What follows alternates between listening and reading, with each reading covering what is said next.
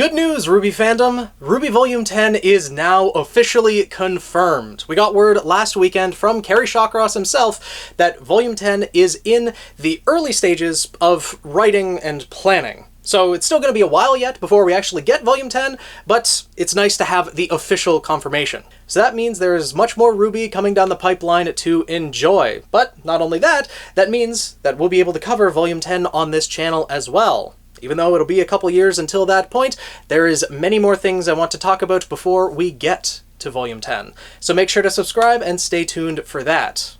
But now, with Volume 10 officially confirmed, and our merry band of huntsmen and huntresses on their way to HoshiOujo, I need to address the main concern that I have for the RWBY series at this point in time, in hopes that when we get to HoshiOujo, it is actually addressed. Now, I'm hoping that the writers of the RWBY series are already aware of this, but just in case they aren't, I want to address my concern in this video.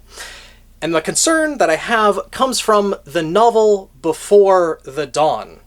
Both After the Fall and Before the Dawn are something that I've covered on this channel before. They are side stories to the RWBY series that cover Team Coffee and Team Sun's adventures in HoshiOujo, while Team RWBY is going through Mistral and then Atlas eventually now arriving at HoshiOujo. So, the concerns I had from the novel Before the Dawn didn't become relevant until, well, now that we're heading to HoshiOujo. In Before the Dawn, there were many characters that were introduced into the series that are now going to be relevant, or rather appear on screen, in Volume 10. And with many new characters come many new abilities, one of which does something that we have never seen a Semblance capable of before, and quite frankly, with what we have come to know about the RWBY series, it is something that a Semblance just should not be capable of. And the character who possesses that semblance is none other than Xanthe Rumpole, the right hand to Headmaster Theodore of Shade Academy. On its surface, her ability doesn't seem all that powerful. It is simply the ability to turn any inanimate object she touches into gold. Not an overpowered ability, and because of that, I think it might be something that may have been overlooked. Because, for plot reasons, at least as far as it is relevant to Before the Dawn, her semblance is irreversible. She permanently changes anything she touches into gold. Of course, relating back to her inspiration being Rumpelstiltskin, and her semblance of golden touch possibly being inspired by the Midas touch as well. You know, anything she touches turns to gold. But it's that permanent part of her semblance that is the problem. It's one thing if her semblance and her aura imitated the properties of gold, artificially increasing the mass of an object, turning it into a metallic structure, and then it wore off after a certain point of time, or that Rumpole was able to undo it, but she actively cannot undo it. In Before the Dawn, Rumpole turns Neptune's jacket into solid gold. It weighs him down to the ground, he cannot move, he cannot get up, it is just too heavy. And he asks Rumpole to turn him back, because she was under mind control at the time, which is the result of another semblance that is really strong, but actually is not as broken as Rumpole's. But she was under that mind control, and at the time fighting against Neptune, Yatsuhashi, and Fox. Neptune had his jacket turned to gold, and when she was broken out of that mind control, he asked for it to be turned back, and she said, "That's not how my semblance works. It's just permanently gold." And Yatsuhashi pipes up and then says, "Well, now you can just sell your golden jacket and buy 10 new ones." So, you know, the implications of Rumpole's semblance being able to essentially create infinite gold over time, because aura regenerates, so she could essentially, with her semblance being permanent, absolutely ruin any value that gold has in any market across Remnant. Granted, I don't think many people in HoshiOujo are really going to care about precious metals or jewels unless the metals can be used for some sort of other technology in HoshiOujo, but as we know, HoshiOujo is not very technologically driven. Atlas would probably be the one who wants more gold, and, well, Atlas no longer exists. So the value of gold might actually be depreciated right now anyways, but that's getting off of the point. She could also turn the entirety of the city of HoshiOujo to gold if she wanted to, brick by brick. That seems a little strong for a semblance to be able to do. And all of that isn't even the main issue with Rumpole's semblance. The problem with Rumpole's semblance is that it is actively creating matter. In the context of the RWBY series, creation is something that regular humans, especially the second generation of humanity and Faunus, are not supposed to be able to do. Rumpole is effectively doing the exact same thing as Ambrosius, on a much more limited scale, but she is doing the same thing. And I know this because of, well, my educational background. For those who don't know, I actually have 2 degrees in chemistry, a bachelor's degree and a master's degree. So when I say that Rumpole is actively creating mass, creating subatomic particles from her aura and just manifesting them into reality and then they stay permanent, that's a problem. Using the example from Before the Dawn, how Rumpole turned Neptune's jacket into gold, we don't exactly know what material Neptune's jacket is made from, but let's assume it's a majority cotton material. Now, cotton is composed of hydrogen, carbon, and oxygen in various quantities, but those are the core elements of cotton, and we're going to presume that those are the core elements of Neptune's jacket. Now, the mass of each of these individual atoms, for hydrogen, it's a mass of 1. For carbon, it's a mass of 12. And for oxygen, it's a mass of 16. I'm not going to delve further into that, just the number association, that's the association that they have on the periodic table. So we have those numbers. Now, the mass of an individual gold atom is 196. So, when Rumpole changes all of the carbon, oxygen, and hydrogen atoms that are present in Neptune's jacket into gold, well, all of a sudden, all of those 1s, 12s, and 16s each individually become 196. And thus, with each of them now weighing more than 10 times what they previously did, now Neptune is weighed down to the ground. Gold weighs much more than any of the elements in Neptune's jacket. And so, he's weighed down to the ground. And let's make no mistake here. This is not, Full Metal Alchemist, where it's all equivalent exchange. Because in Full Metal Alchemist, one of the core rules of that series is that whatever mass you put in is the mass that you get out. In our world, alchemy was trying to turn lead into gold.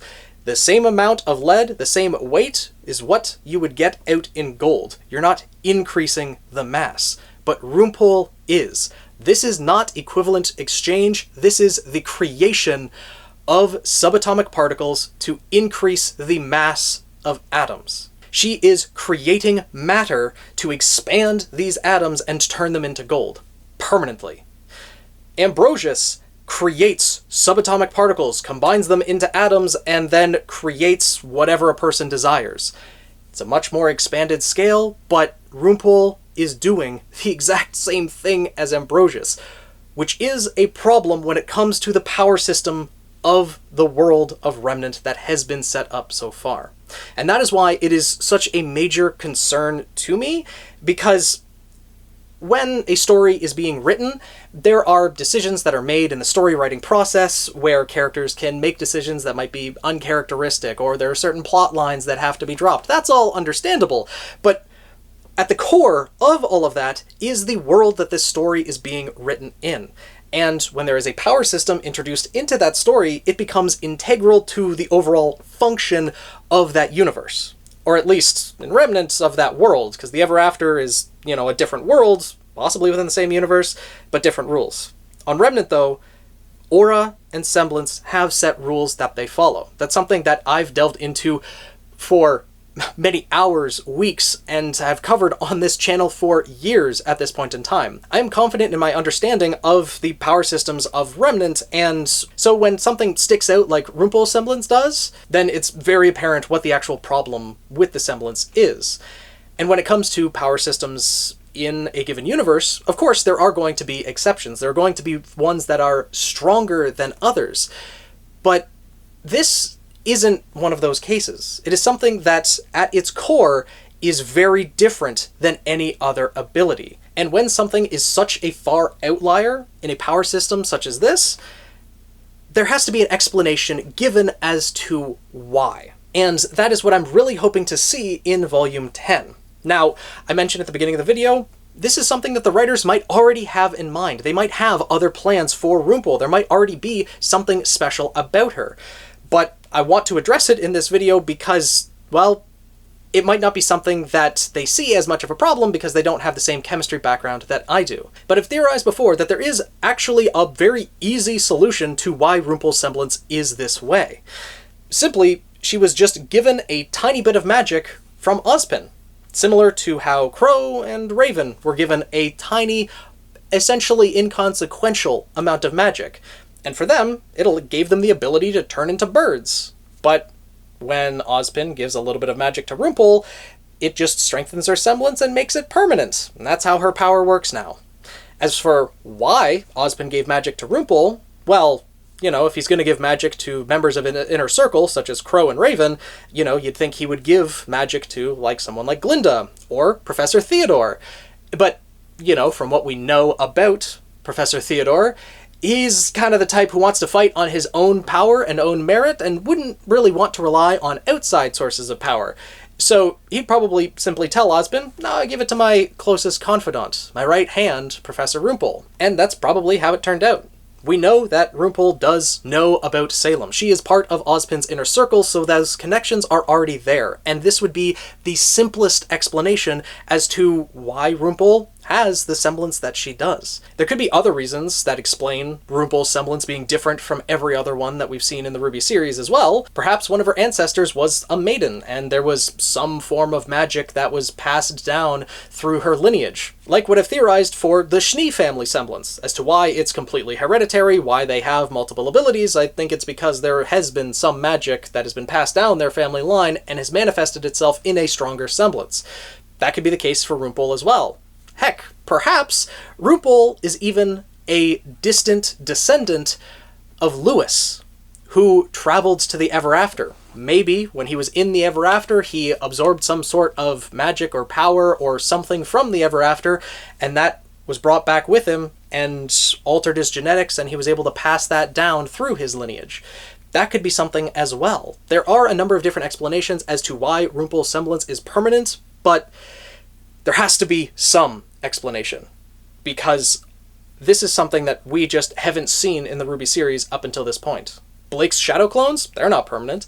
Weiss's summons, they're not permanent. Heck, even Neo creating physical illusions in the real world, those were never permanent. When any of these characters' aura is broken, their illusions, their summons, anything that they have constructed from their aura disappears.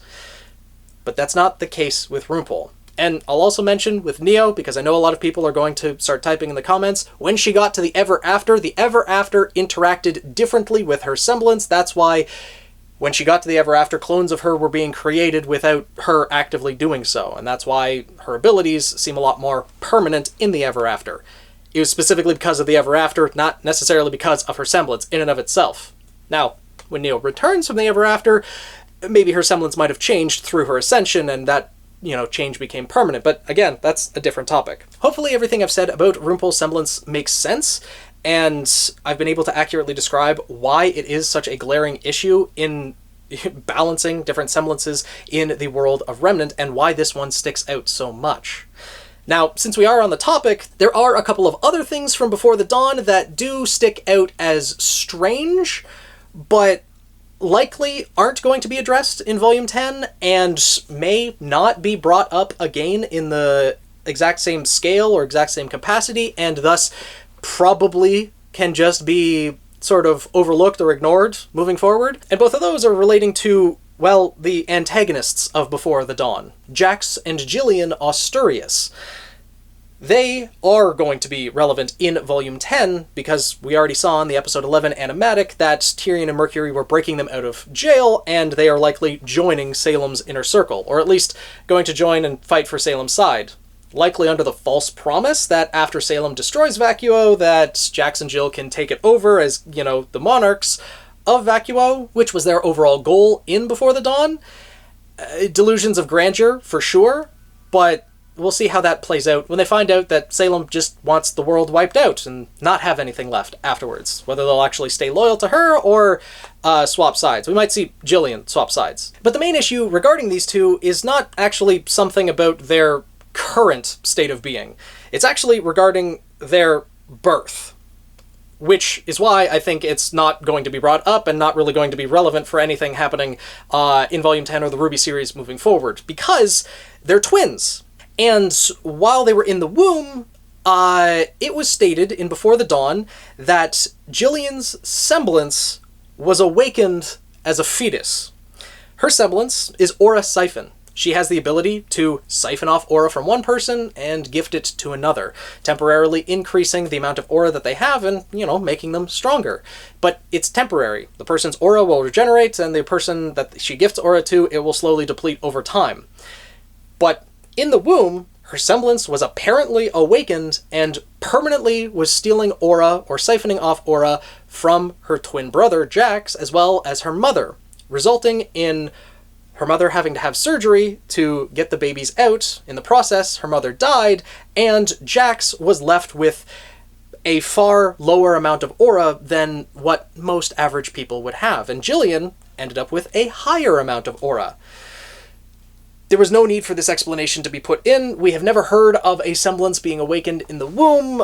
All that really needed to be done in this instance was simply state that having twins in the world of Remnant is a bit risky. That when babies are developing in the womb, not only do they need to develop all of their organs and limbs, but also their aura. And with them being twins, connected to their mother, there could be some issues with that. The mother having to supply aura to the children, and it being supplied in an uneven manner. One twin could end up with more aura than the other.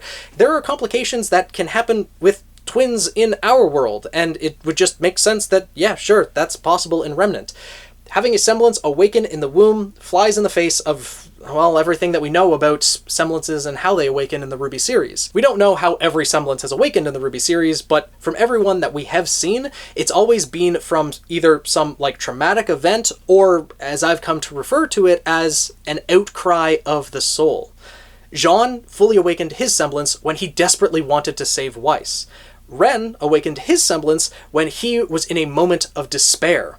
And his semblance, his aura, his soul reacted to that despair, and his semblance was able to calm him down. Nora awoke her semblance when she got struck by lightning. Well, it's a do-or-die moment at that point, so the soul responded by giving her the semblance to absorb lightning. RWBY is the only other one that we've heard about, and her semblance awakening, which was simply during training.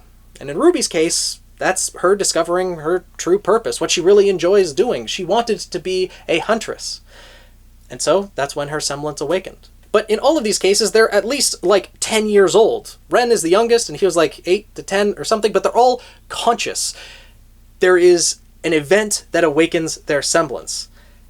And having a semblance awaken in the womb just doesn't make sense, really. I understand that plot-wise, they wanted to write it that way to give a reason as to why Jillian had extra aura, why she felt a little bit bad for her brother, that she felt responsible for it. But you don't have to have a semblance awakening in the womb to have that end result. You could just have it simply be about complications. Twins are uncommon in Remnant, and they could be uncommon for that reason.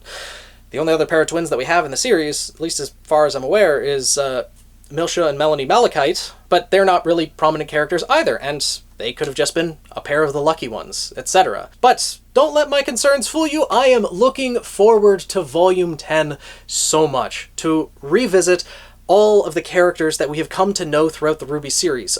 Everyone is congregating in Vacuo. It would be nice to finally see Vacuo on screen, see a lot of the Grimm that we've only heard about in the books of After the Fall and Before the Dawn, and well, see how the story continues. It's something I'm really looking forward to. Hopefully this video was entertaining to you all, gave a little bit more insight into how I view semblances, or at least view Rumpole's semblance, and ideally, it's something that the writers have already been thinking of, and if they weren't thinking about it, maybe this video can be brought to their attention in some way, shape, or form, that someone close to the writing team, or maybe even on the writing team, sees it.